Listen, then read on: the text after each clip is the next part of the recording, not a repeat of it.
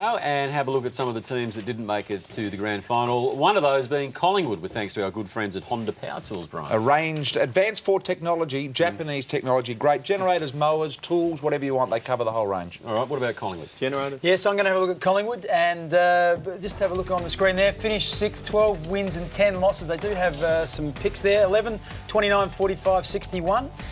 So they'll be able to get some value out of that. Dane Swan was their leading kick getter. Paul Medhurst with the marks. O'Brien, a little bit of a surprise there with the handball and clearances. Very good youth, Mowbray. Yeah, look, he's hung in there. I think he'll continue on next year. They 5 debutants. Here are the untouchables.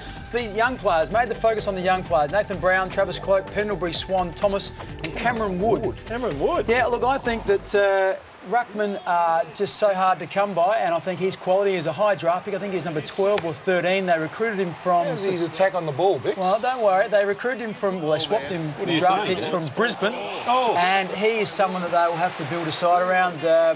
Josh Fraser is entering the twilight of his career, and I think that they would be very keen to develop him as the stalwart of their midfield. I think Josh would have at least 3 or 4 years left. 3 or 4 years, yeah. Trade bait picks?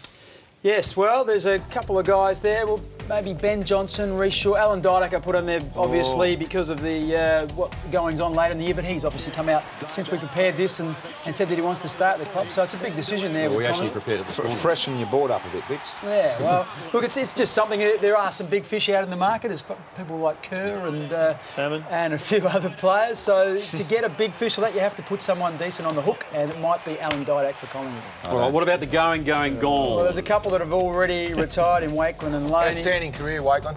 Yes, he's been very, very good. Prestia Como, maybe Holland finished, and Scott Burns, I think, maybe close to making a decision. Yeah, my information is that Scott Burns will announce either tomorrow or the next day that he's going to retire. And assistant coach where? I'm not sure, but there are a couple of high-profile clubs wanting his services. Shane Wakeland had a bit to say yesterday, didn't he? About Reece Shaw and just about everything else at Collingwood. Surprising.